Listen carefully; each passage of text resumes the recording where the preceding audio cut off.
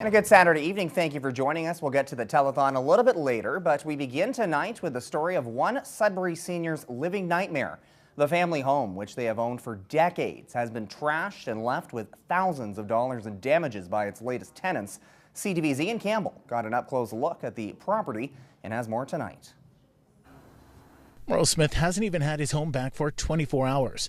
The property has been the source of his own personal nightmare this past year, a nightmare that's now evolving with some of the horrors left inside. I'm Irish. My mother and father died and never shed a tear. When I come in here and I looked at this, I went home and cried for an hour. Smith and his wife previously put more than $100,000 in renovations into the home.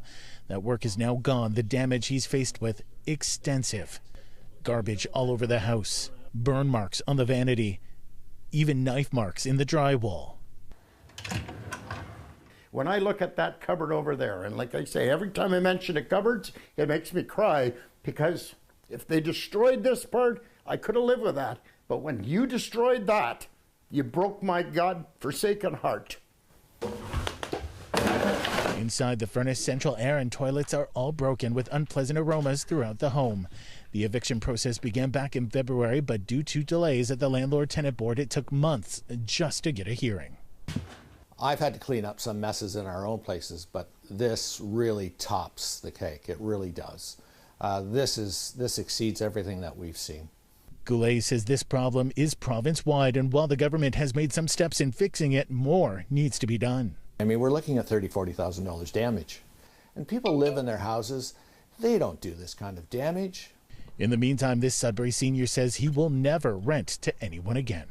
If this was December 24th, and a camel showed up here with Mary and Joseph in it, and they wanted to have the baby Jesus in this house, I wouldn't rent to them. I wouldn't let any. I will never rent again. You couldn't pay me $1 million.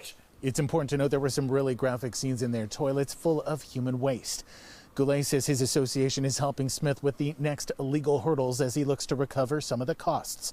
In the meantime, Sudburyans have already been reaching out to help. Ian Campbell, CTV News, Sudbury.